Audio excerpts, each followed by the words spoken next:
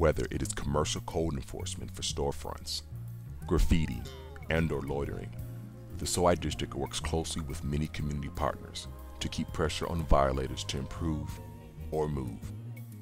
Over the past 3 years, the SOHI District has snapped over 8,000 pictures and video, highlighting both the positive and negative. It is the Department of Neighborhood Services who sees the negative pictures along with a hotspot form. This City of Milwaukee department will then take the next step in commercial code enforcement.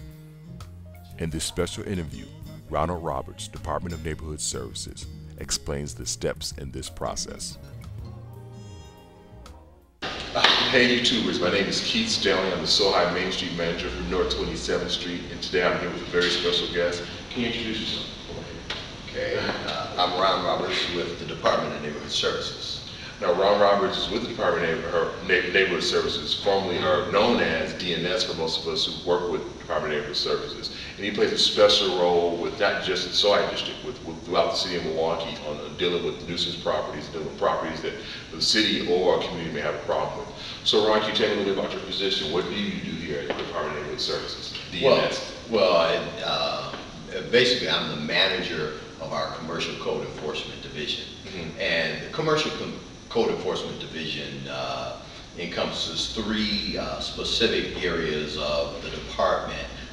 One being commercial fire inspections, and for all commercial properties, the state law requires a fire inspection be performed annually on every building. Okay. That fire inspection is designed to ensure that the public using these facilities are safe, that they practice good fire safe practices, and that they maintain the building in a code compliant manner. So it's commercial code enforcement, which includes fire. Right. And what's the two others? Zoning enforcement. Zoning. And zoning deals with the use of properties and trying to put together compatible uses and uses that are not detrimental to the character of the neighborhood. So zoning code seeks to make comparable uses, put them together, and then if they are not comparable uses, provide buffers so that it tones down or transitions from one use to another. Fire, code, zoning, and then condemnation. Condemnation. Now, what is condemnation? Condemnation is actually where we tear down properties. So in condemnation, for example, we get a lot of complaints about properties that have either been abandoned or properties that are just not being maintained in a code compliant manner. When maintenance of the property dips to a point where it costs more to renovate than the value of the property, then we're looking at a condemnation. So the equation for condemnation, or I guess there's another word for raise order, I guess, is basically if the value of that, to rehab the property is more than the value of the current value of that property, is in the case to raise it. Right. Actually, the state law allows us to raise a property when the cost of repair exceeds 50% of the equalized assessed value.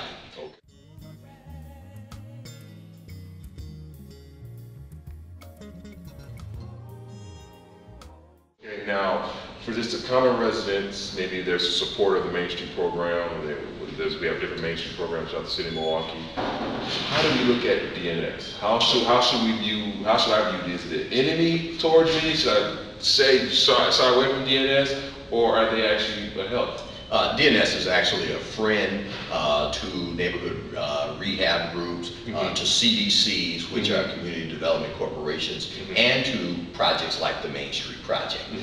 Main Streets would seek to improve the character of the property, and commercial fire inspection, our zoning enforcement divisions would be very effective tools at helping to improve and maintain those areas. So, for example, and saying that, I would say that we're definitely a friend.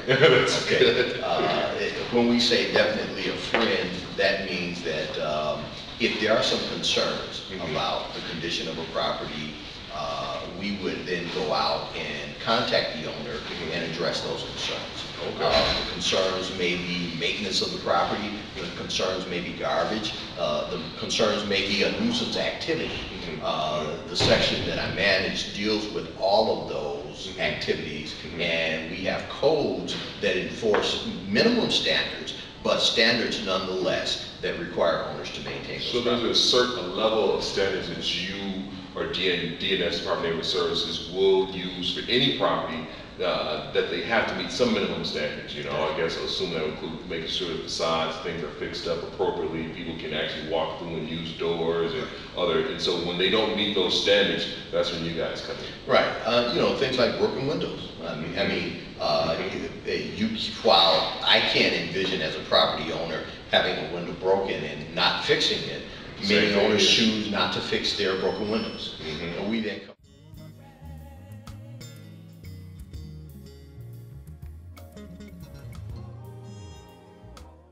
Okay. Ron, is there anything else you want to add to this as far as maybe there's any other information you'd like to share, maybe go through the numbers, anything you want to add to this as we wrap it up? The first thing I would say, and I guess maybe the last thing, is that feel free to contact the inspector. Our systems are online. You can look up a property address. We have what we call e-notify, where you can actually have a notice sent to you when we issue orders on properties in your area or properties that you own. I want to back it up to that. That's a method that I use a lot, and I find out everything that's happening in the SOHI District within 24 to 48 hours.